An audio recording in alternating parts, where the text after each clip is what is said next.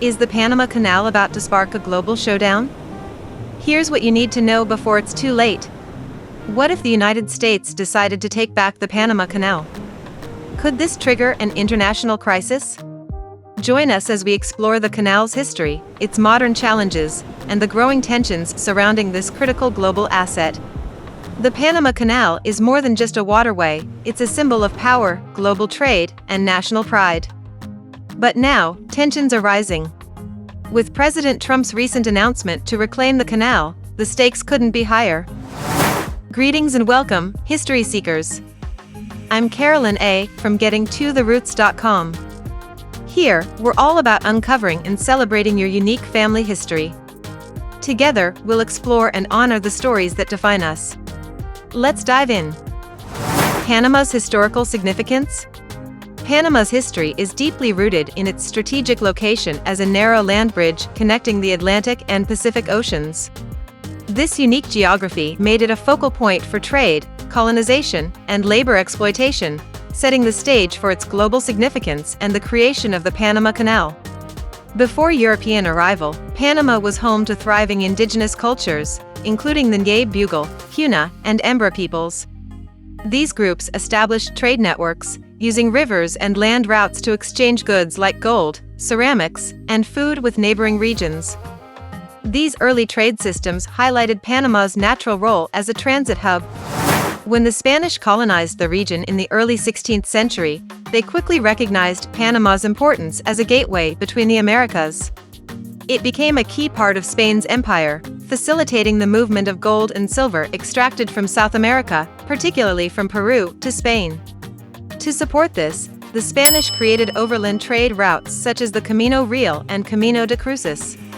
These routes were constructed using the forced labor of indigenous peoples and enslaved Africans, who endured harsh conditions while carving paths through dense jungles and dangerous terrain. With the collapse of indigenous populations due to disease, overwork, and displacement, the Spanish increasingly relied on enslaved Africans to sustain Panama's role as a trade hub. Africans were brought to Panama to work in gold mines, on plantations, and as laborers transporting goods across the isthmus.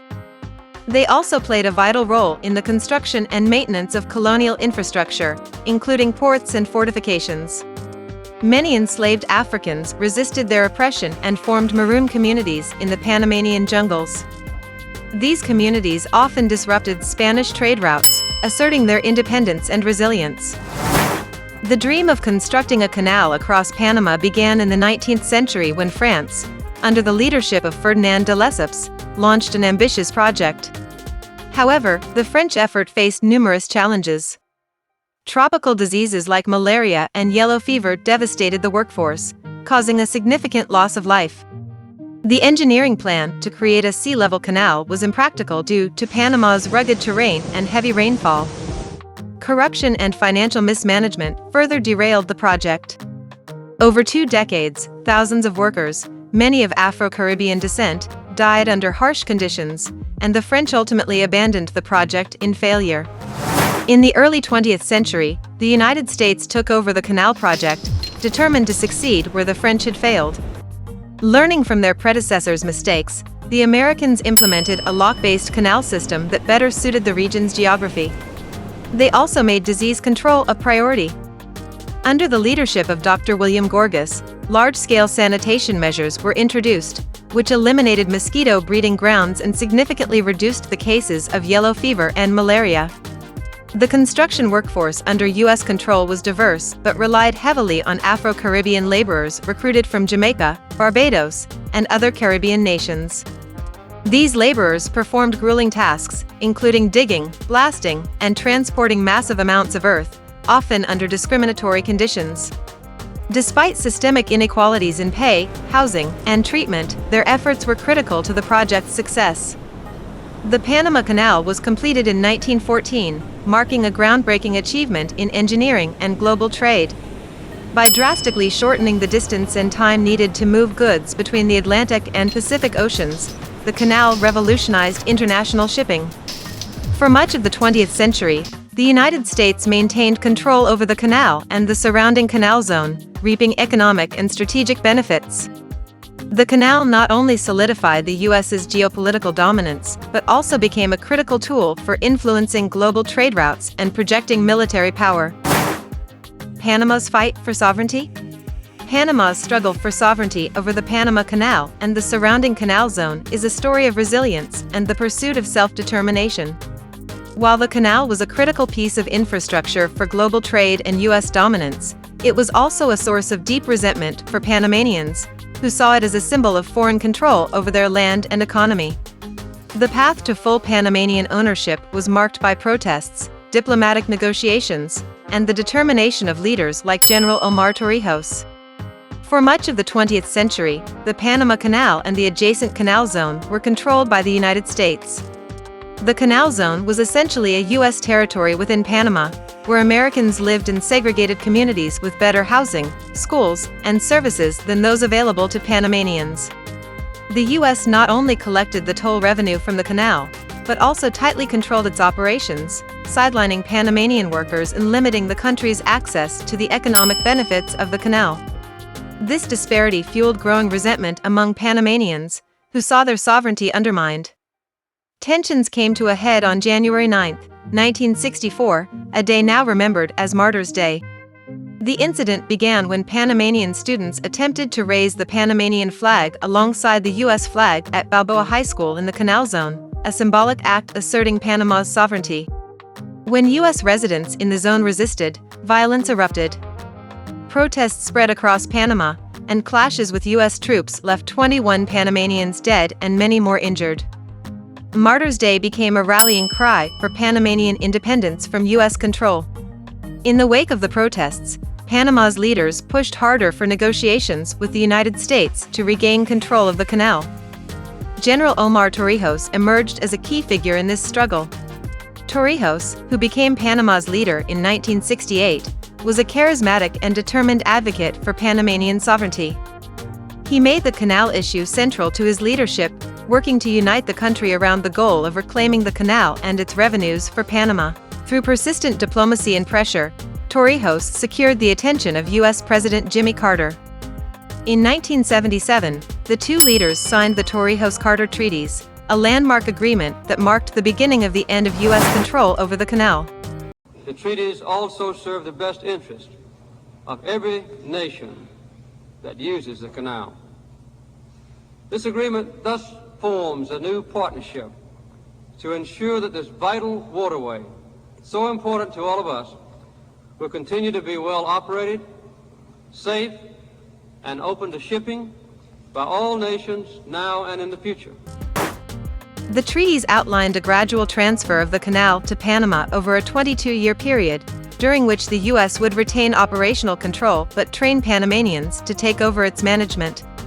The agreement also guaranteed Panama full ownership and control of the canal by December 31, 1999.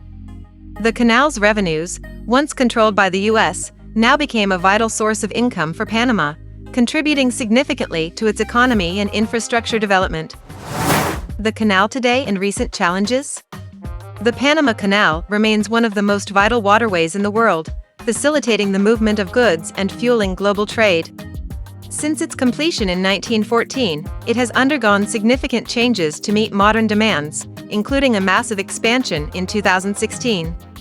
While the canal continues to play a critical economic role for both Panama and the international shipping industry, it faces growing challenges that test its efficiency and sustainability. The 2016 expansion of the canal was a game-changer for global trade. Known as the Panama Canal Expansion Project, it added a new set of locks, called the Neo-Panamax locks, which allow much larger ships to pass through. These new locks significantly increased the canal's capacity, accommodating vessels up to 3 times the size of those the original locks could handle. The expansion not only improved efficiency but also made the canal competitive with alternative routes, such as the Suez Canal, which had previously handled many of the world's largest ships. The expanded canal quickly became critical for transporting goods like liquefied natural gas, which previously could not pass through the old locks. The canal's expansion cemented Panama's position as a major player in global trade, handling around 6% of the world's maritime commerce. It connects over 140 maritime routes and links 1,700 ports across 160 countries. The canal allows shipping companies to save time and money by drastically shortening routes between the Atlantic and Pacific Oceans. This role is especially critical for industries such as manufacturing, energy, and agriculture, which rely on the quick and cost-effective transport of goods. Despite its success, the canal faces significant challenges that threaten its long-term sustainability. Climate change has emerged as one of the most pressing issues. The canal relies on fresh water from surrounding lakes to operate its locks, but increasingly severe droughts have reduced water levels, making it harder to sustain normal operations. In recent years, water shortages have forced canal authorities to implement restrictions on the number of ships passing through each day and the amount of cargo they can carry. The canal's economic importance to Panama cannot be overstated. It contributes billions of dollars to the country's economy annually, with revenue coming from tolls, auxiliary services, and tourism. The canal's revenue funds infrastructure projects, education, healthcare, and social programs, making it a cornerstone of Panama's development. For a country with a population of just over 4 million, Trump's statement and the possibility of U.S. takeover? Trump's recent statement about reclaiming the Panama Canal has sparked global debate and raised concerns about the potential for conflict. Trump has criticized the 1977 Torrijos-Carter treaties, which peacefully transferred control of the canal to Panama in 1999, calling the decision a mistake. His position centers on two main claims: the increasing tolls charged to American ships and the growing influence of China in the canal's operations. Trump has alleged that Panama is unfairly raising transit fees, making it more expensive for U.S. companies to ship goods through the canal. This has fueled his argument that U.S. interests are being harmed by Panama's control. Additionally, he has pointed to China's involvement in Panama as a major concern. Chinese companies, including state-owned firms, have invested heavily in Panama's economy, particularly in ports, logistics, and shipping services. While China does not control the canal, its growing presence in Panama has led to fears that Beijing could influence the canal's operations. The possibility of the U.S. reclaiming the canal raises the question of which global players might support or oppose such an action. On the U.S. side, several groups and allies could align with Trump's position. American corporations and industries heavily reliant on the canal for trade, particularly those in shipping, manufacturing, and energy, would likely support efforts to lower tolls or secure U.S. control. Some allies, such as the United Kingdom and Australia, might also back the U.S., given their close economic and political ties. These countries share strategic interests with the U.S. in ensuring stable trade routes and limiting Chinese influence in global infrastructure. Panama, however, would not stand alone in defending its sovereignty.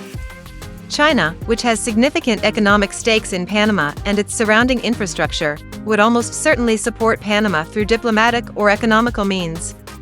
Regional neighbors like Mexico, Colombia, and other Latin American nations would likely oppose any U.S. intervention, viewing it as a violation of regional sovereignty and a return to imperialist policies. International coalitions such as the United Nations and the World Trade Organization would also play a role, advocating for the protection of Panama's rights under international law. If the U.S. were to attempt reclaiming the canal through military or other aggressive means, the consequences would be severe. The canal handles about 6% of global maritime trade, and any disruption would have ripple effects on economies worldwide.